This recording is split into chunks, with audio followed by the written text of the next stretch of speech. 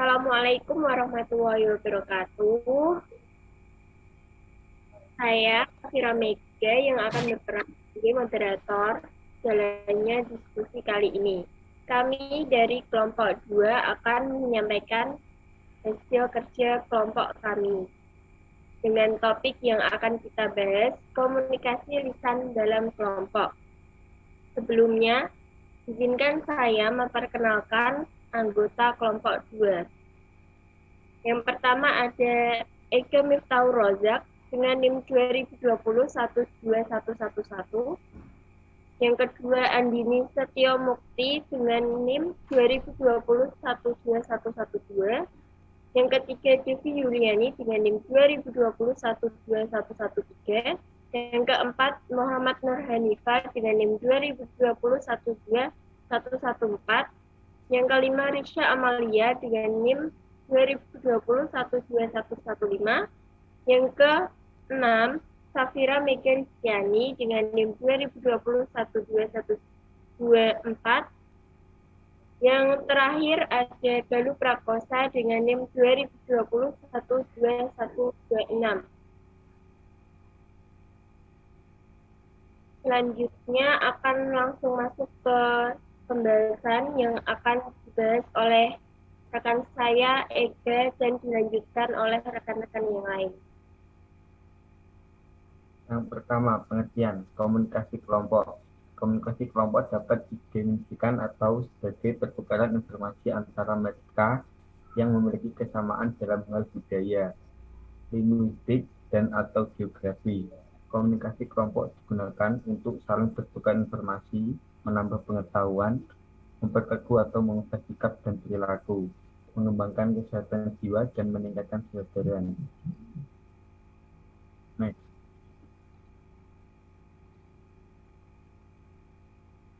Yang kedua, elemen prinsip dasar.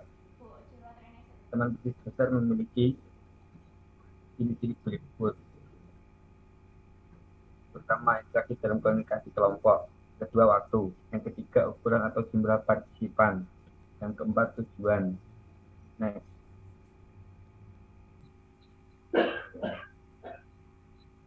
Tujuan komunikasi kelompok. Sebuah kelompok yang dibentuk pastinya akan memiliki sebuah tujuan, di mana tujuan tersebut akan dikomunikasikan secara terus-menerus oleh setiap anggota kelompok. Tujuan komunikasi kelompok secara langsung maupun tidak langsung akan terlihat pada sebuah kelompok yang kita ikuti. Nah, tujuan komunikasi kelompok sebenarnya akan paling dipengaruhi oleh jenis dan fungsi dari sebuah kelompok itu sendiri. Sebagai contoh, tujuan dari komunikasi kelompok yang dilakukan oleh siswa sekolah tentunya akan berkaitan dengan kegiatan sekolah yang mereka kerjakan secara berkelompok. Next. Tujuan utama komunikasi kelompok. Yang pertama, menyusun rencana atau kegiatan. Maksudnya adalah menyusun suatu bentuk kegiatan yang sudah terkoordinasi demi mencapai suatu tujuan tertentu dalam komunikasi kelompok. Yang kedua, menyalurkan ide, saran, dan kritik.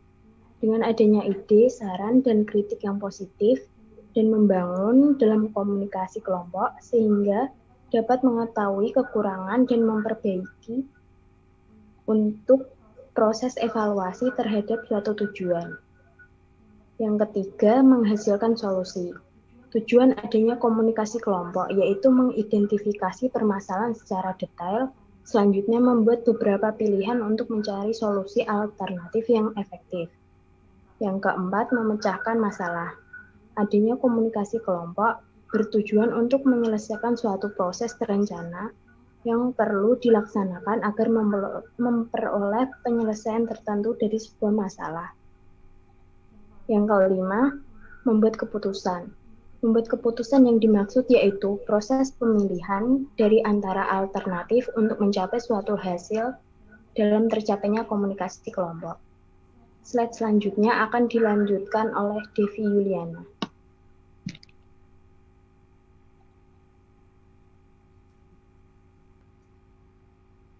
Pada slide ini akan membahas mengenai 3 macam pengaruh kelompok pada perilaku komunikasi. Yang pertama yaitu konformitas. Menurut Kissler, konformitas adalah perubahan perilaku atau kepercayaan menuju norma kelompok sebagai akibat tekanan kelompok, baik yang nyata maupun yang dibayangkan. Maksudnya begini, apa benar seseorang dapat mempengaruhi orang lain bersepakat dengan mempertimbangkan beberapa persyaratan? Tentu bisa.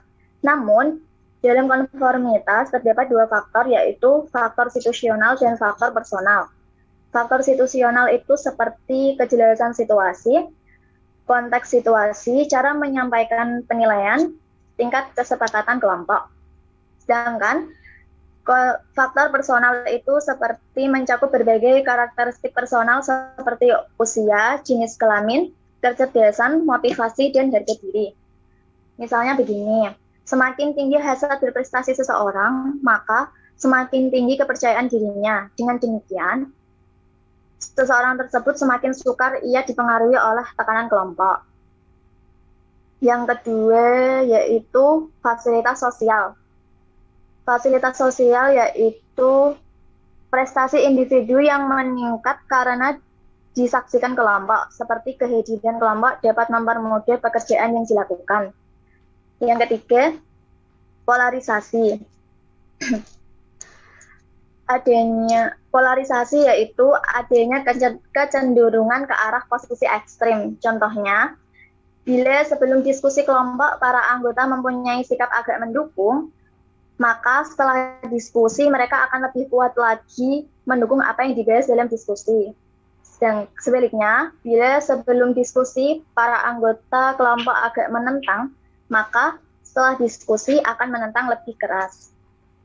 Seperti contohnya itu seperti jika beberapa anggota kelompok yang memiliki pandangan yang sama ketika berdiskusi, maka orang-orang yang memiliki pendapat yang sama akan ditarik sehingga mereka bertambah sehingga pandangan yang sama ini semakin dipertegas sehingga mereka bertambah yakin akan kebenarannya.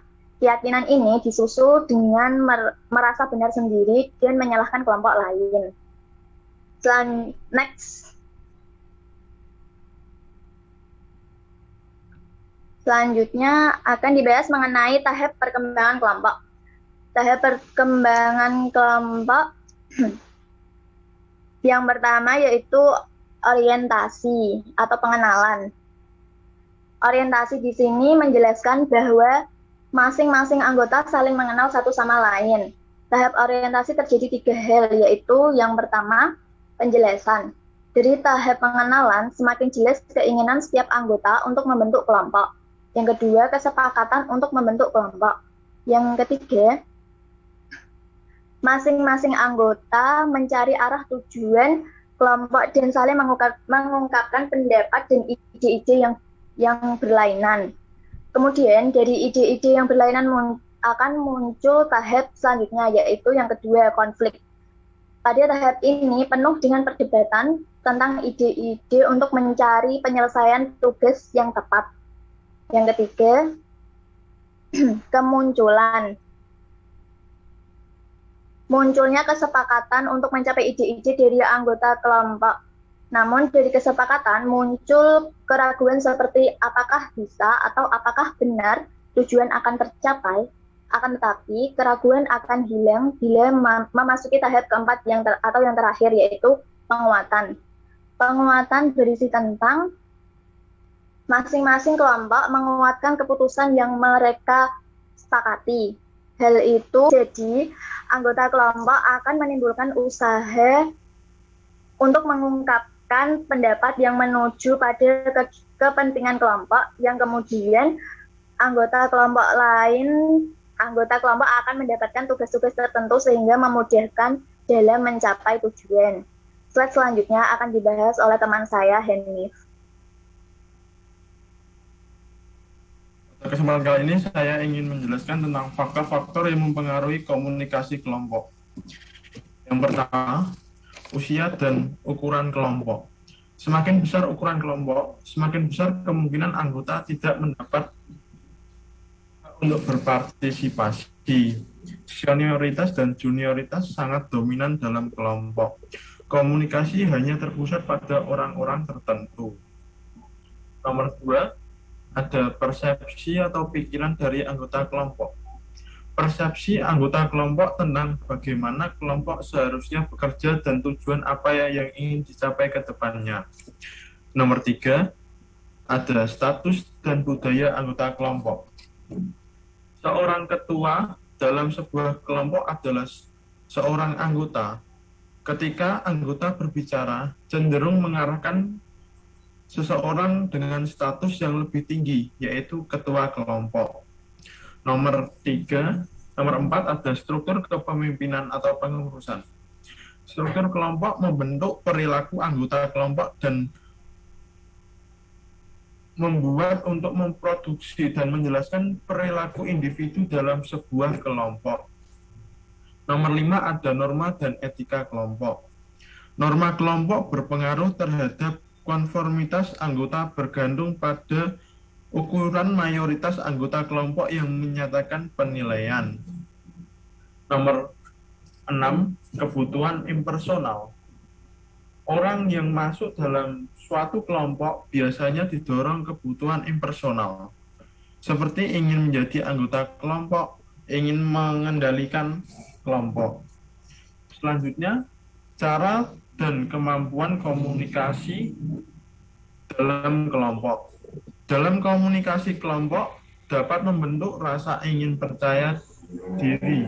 Komunikasi nonverbal yang bertentangan dengan komunikasi verbal dapat menimbulkan permasalahan kepercayaan. Selanjutnya ada jenis dan fungsi kelompok. Dalam sebuah kelompok dapat terganggu karena ada hambatan seperti prasangka yang diciptakan oleh budaya, perbedaan budaya dari fungsi tanggung jawab dari anggota kelompok itu sendiri. Selanjutnya, menjelaskan tentang tahap perkembangan kelompok. Tahap perkembangan kelompok yang pertama forming. Forming, pada tahapan ini para anggota mulai menempatkan diri berhubungan secara interpersonal.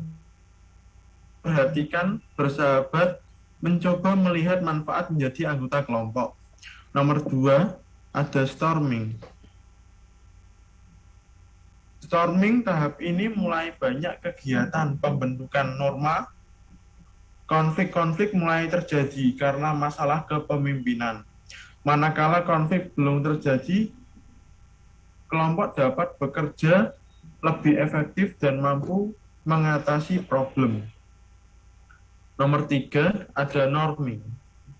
Tahap ini, anggota kelompok belajar bekerja sama, mengembangkan norma dan kerjasama dan rasa tanggung jawab. Tahap ini, kerjasama yang efektif dapat menjalankan tugas. Tahap ini, kelompok akan terus berkembang. Selanjutnya akan disampaikan teman saya, Risya. Selanjutnya yaitu rapat. Rapat merupakan pertemuan antara anggota lingkungan organisasi untuk merundingkan atau menyelenggarakan suatu masalah yang menyangkut kepentingan bersama. Rapat juga didefinisikan sebagai pertemuan atau berkumpulnya minimal 2 orang atau lebih untuk memutuskan suatu tujuan. Next.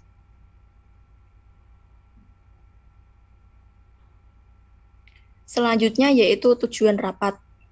Yang pertama, untuk memecahkan masalah atau mencari jalan keluar suatu masalah.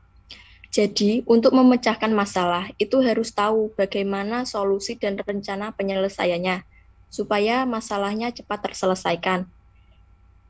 2, untuk menyampaikan informasi, perintah, pernyataan. Misalnya, seperti pimpinan menyampaikan informasi yang penting yang harus diketahui oleh peserta rapat. Yang ketiga yaitu sebagai alat koordinasi antar intern, yaitu pihak dalam dan ekstern pihak luar. Yang keempat, agar peserta rapat dapat ikut berpartisipasi kepada masalah-masalah yang sedang dihadapi.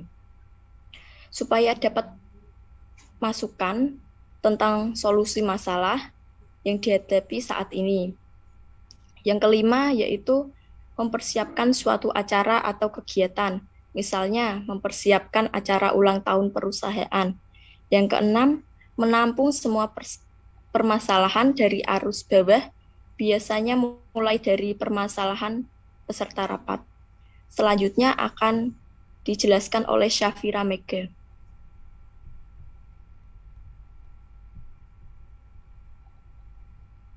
Baik, selanjutnya ada jenis-jenis rapat. Jenis-jenis rapat ada 4. Yang pertama, rapat ditinjau dari segi tujuannya. Yang kedua, rapat ditinjau dari jangka waktunya. Yang ketiga, rapat ditinjau dari sifatnya. Dan yang terakhir, rapat ditinjau dari segi frekuensinya. Yang pertama, rapat ditinjau dari segi tujuannya, meliputi rapat penjelasan, rapat pemecah masalah, dan rapat perundingan. Untuk rapat penjelasan, yaitu rapat yang diadakan untuk memberikan penjelasan kepada peserta rapat yang menyangkut tentang perusahaan atau kantor, misalnya di bidang kepegawaian, keuangan, produksi, atau juga penjelasan mengenai cara peningkatan kinerja dan cara menggunakan peralatan yang baru. Kemudian ada rapat pemecah masalah. Dalam rapat ini, peserta diberikan kesempatan untuk memberikan masukan berupa saran atau pendapat, dan semua masukan ditampung, kemudian akan dipilih untuk memecahkan masalah tersebut. Yang ketiga, rapat perundingan. Rapat ini dilaksanakan jika terjadi perselisihan antara 2 atau lebih organisasi yang berselisih. Kemudian rapat ditinjau dari jangka waktunya. Ada rapat mingguan, rapat bulanan, rapat semesteran, dan rapat tahunan. Rapat mingguan yaitu rapat yang diadakan sekali dalam seminggu yang membahas masalah-masalah rutin yang dihadapi oleh masing-masing peserta rapat. Yang kedua, rapat bulanan, yaitu rapat yang diadakan sebulan sekali setiap akhir bulan untuk membahas hal-hal atau peristiwa yang telah terjadi di bulan lalu. Kemudian ada rapat semesteran, yaitu rapat yang diadakan setiap semester yang bertujuan untuk mengevaluasi hasil kerja peserta rapat tersebut. Kemudian ada rapat tahunan, yaitu rapat yang diadakan sekali dalam setahun, misalnya rapat memegang saham, RAT, dan lain-lain. Lalu ada rapat ditinjau dari sifatnya. Rapat formal, yaitu rapat yang diadakan dengan suatu perencanaan terlebih dahulu menurut ketentuan yang berlaku dan pesertanya secara resmi mendapat undangan. Lalu rapat informal, yaitu rapat yang diadakan tidak berdasarkan suatu perencanaan formal. Dan rapat ini bisa diadakan kapan saat dan di mana saja. Rapat terbuka, yaitu rapat yang dapat dihadiri oleh tiap anggota dan masalah dan materi yang dibahas itu bukanlah masalah yang bersifat rahasia. Kemudian rapat tertutup, yaitu rapat yang dihadiri peserta tertentu dan biasanya yang dibahas menyangkut masalah-masalah pribadi yang berkenaan dengan peserta rapat yang hadir.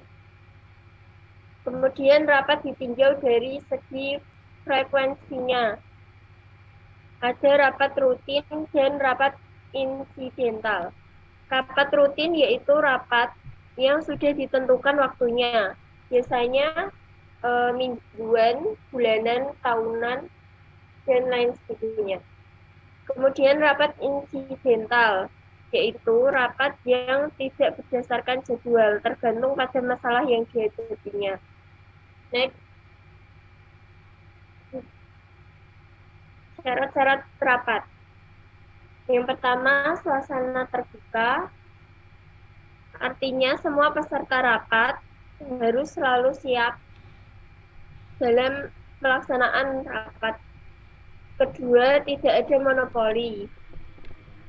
Ketiga, partisipasi aktif dari peserta rapat. Jadi semua peserta rapat bisa memberikan saran, kritik, atau berpendapat sesuai dengan porsinya masing-masing. Selanjutnya, bimbingan dan pengawasan dari pimpinan. Nah, itu bimbingan dan pengawasan dari pimpinan ini sangat perlu dilakukan. Karena apa? Karena dalam rapat itu kadang-kadang terjadi hal-hal yang tidak kita inginkan.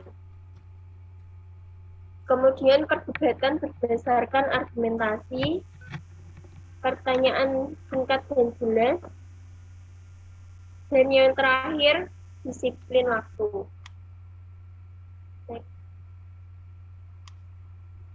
Selanjutnya akan dibahas oleh rekan saya, Galuh Prakosa. Ya, untuk ini kita masuk ke tipe pemimpin rapat. Tipe pemimpin rapat ini menjadi salah satu faktor yang nantinya menentukan berhasil atau tidaknya suatu rapat.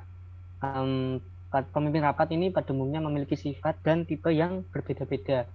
Di sini kita akan menjelaskan 3 tipe pemimpin. Yang pertama adalah tipe otoriter. Ciri tipe ini pemimpin yang menggunakan kekerasan dan paksaan dalam rapat, merasa dirinya selalu benar dan pendapat orang lain ini selalu salah. Dalam praktiknya, pemimpin ini selalu memaksakan pendapatnya pada orang lain tanpa memberikan kesempatan orang lain untuk mengeluarkan pendapatnya. Untuk keadaan semacam ini akan membuahkan hasil rapat yang nantinya kurang dapat dipertanggungjawabkan kebenarannya. Karena tadi di awal pendapatnya dipaksakan oleh seseorang yang belum tentu kebenarannya. Nanti akibatnya peserta rapat ini kurang mendukung keputusan yang diambil serta bukan keputusan bersama. Lalu yang kedua adalah tipe laissez-faire. Tipe pemimpin rapat ini mempunyai sikap apatis atau masa bodoh terhadap jalannya rapat. Biasanya ini dalam praktiknya peserta rapat ini dibiarkan mengeluarkan pendapat dan berargumentasi sendiri-sendiri. Akibatnya pembicaraan melantur atau berlarut-larut karena masing-masing peserta ini tidak ada yang mau mengalah dan merasa pendapatnya ini paling benar sendiri. Jadi kalau diamati ini seolah-olah rapat tidak ada yang memimpin. Lalu yang ketiga adalah tipe demokratis. Pemimpin ini mempunyai sifat keterbukaan, artinya selalu bersedia menerima saran atau kritik dari peserta rapat. Biasanya ini peserta diberikan kesempatan yang seluas-luasnya untuk mengeluarkan pendapat, sehingga jadi komunikasi yang harmonis antara pimpinan rapat dan peserta rapat. Pimpinan rapat ini, tipe ini, membantu dalam memecahkan masalah yang dihadapi, sehingga tidak ada masalah yang dirasakan berat. Selain itu juga, pemimpin ini dapat bertindak sebagai pengumpul data, sebagai dinamisator atau penggerak. Lalu jika terjadi kesalahpahaman, pemimpin ini bisa cepat-cepat bertindak sehingga begitu ada masalah, masalah itu nggak larut-larut, bisa langsung diselesaikan saat itu juga. Next.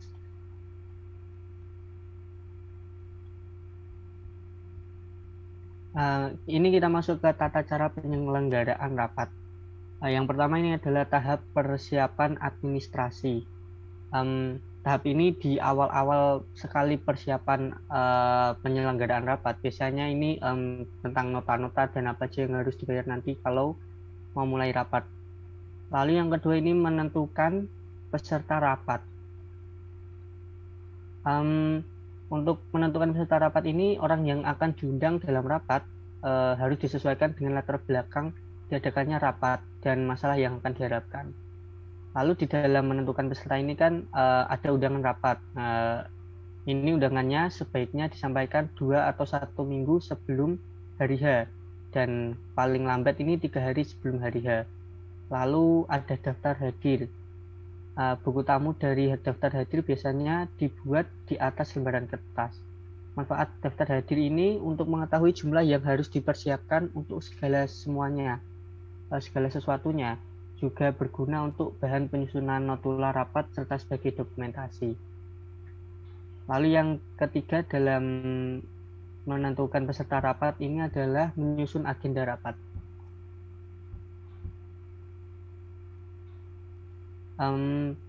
Hal-hal yang perlu diperhatikan dalam menyusun agenda rapat ini banyak sekali. Salah satunya ini mengetahui dan menguasai pokok masalah yang akan dibicarakan. Lalu ada mengetahui tema dan tujuan rapat, mengetahui keadaan calon peserta dari segi peserta rapat dari organisasi, dari dalam organisasi dan luar, lalu mengetahui waktu, tempat, dan pelaksanaan rapat, mengetahui peralatan yang akan digunakan, dan masih banyak lagi.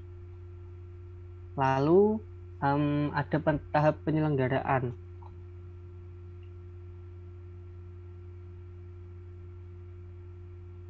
Dalam tahap penyelenggaraan ini, biasanya rapat dilaksanakan sesuai dengan agenda rapat dan susunan acara yang sudah dipersiapkan sebelumnya oleh sekretaris. Pada umumnya, pelaksanaan rapat diawali dengan pembukaan, lalu dilanjutkan dengan sambutan, kemudian acara intinya, lalu istirahat, dan di akhir biasanya dilakukan tanya jawab dan juga penutup. Dan tata cara penyelenggaraan rapat terakhir ini ada tahap pelaporan. Dalam tahap pelaporan ini ada pelapor dan juga penerima laporan. Jadi setelah penyelenggaraan rapat selesai, maka tahapan berikutnya ini adalah sekretaris harus segera mengirimkan hasil-hasil keputusan. Dalam hal ini sekretaris secara tertulis nanti disampaikan baik kepada peserta-peserta yang telah hadir maupun yang berhalangan hadir. Dalam pengirimannya ini, sekretaris cukup melampirkan bersama dengan surat pengantar yang bentuk formalnya sudah dicetak secara tetap. Next. Demikian penyampaian materi yang bisa kelompok 2 sampaikan. Apabila ada kesalahan dan kekurangan, kami memohon maaf sebesar-besarnya. Terima kasih. Wassalamualaikum warahmatullahi wabarakatuh.